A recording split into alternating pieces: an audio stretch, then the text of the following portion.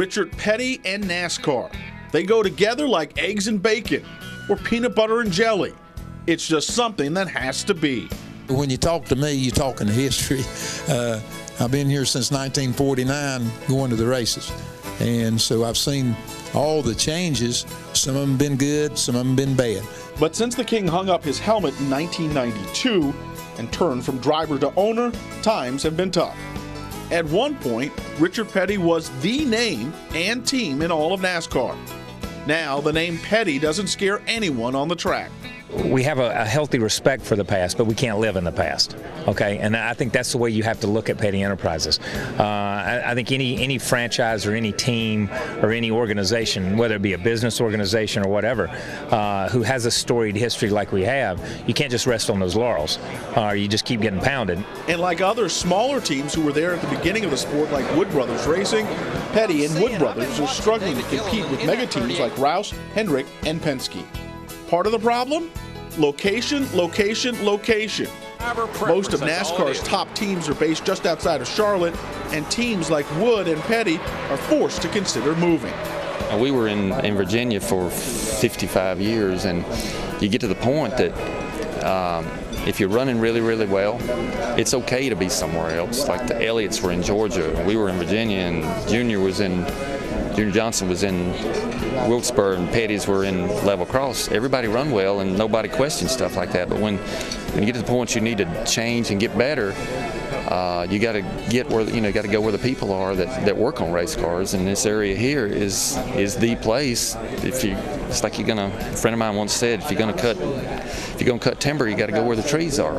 Just for us to be able to survive in a forward-looking way, we're gonna have to get closer to where the people are at. Petty Enterprises really started right here in Level Cross, North Carolina, where the King, Richard Petty, was born in this house. And it's evolved to here, right next door, in a 120,000 square foot facility. Petty Enterprises has adapted to changes in the past and hopes to do so in the future. If I had my druthers, if I could just pick everything we got here up and go somewhere else. Because a big fancy building's not going to make the car run any better. This building's plenty good enough to build winning race cars. It's done it before, and it can do it again. The big deal is just being in the location and having to suck it up and say, okay, guys, it's time for a change. There's a new generation of people coming in here. I'm right at 70 years old. I'm not going to be able to do this I'm going to do it the rest of my life. But how long that is, I don't know. But I'm not that involved in a day-to-day business part of it, so we're going to have to go where the people are interested in day-to-day. And while the King may not be involved in the nitty-gritty anymore, it's his name on the company, and his name fans will always remember. There's certain people and certain things that transcend their sport. Here's Michael at the foul line. A shot on Elo. Good! The Bulls win! They win! Tiger Woods will transcend golf. You look at Arnold Palmer and guys like that. You look at Richard Petty in the sport, and I think he transcends it. So it's not just locked into a time period.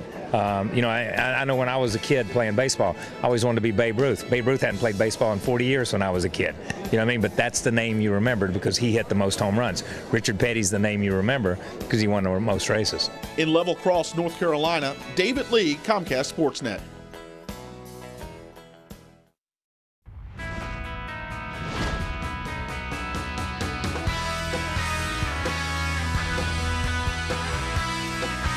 The DOC joining us tonight. It's a big night. Rusty's always big. It really is. Congratulations really on a year of success. Because in my contract stipulates that I can't even join a network until it's proven that the cube is hard in place. So it's up to snuff now, Doc? You're on board? Couldn't wait for my people to give me clearance. There we go. Well, here we are. Secret Service is outside. The whole place is on lockdown because Doc is here. Hey, what's your favorite holiday? The 4th of July. Doing what's best for Sean Merriman 5-6 years from now, you would like to think it's in the Chargers' best interest. He is huge. Huge. Of course, we didn't see his legs. He is gigantic. How's it cold? I know you're watching, brother. Anything going on with the Wizards? Real quiet. Thank you. Nobody pays any respect to Ralph Regent's chirps. Well, again, that's a fan. And with fans, usually the alcohol level during by halftime is illegal. That's a terrible, terrible player. Nobody's going to the ballpark, nobody's watching the games on TV, and nobody's listening to games on radio.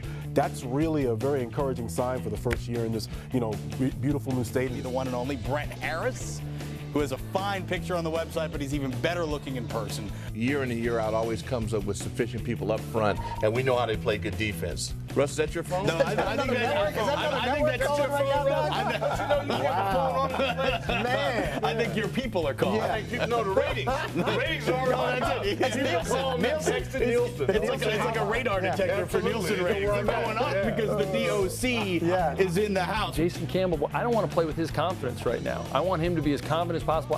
All I want to do is give Jason Campbell pats on the butt. 1, 2, 3, 4, 5, 6, 7, 8, 9, 10. Big hearty congratulations to Adam McKenzie and his wife Joyce. Joyce gave birth to beautiful Julia Riley McKenzie, 8 pounds 6 ounces. Everybody's doing well. Congratulations, guys. Unforgettable.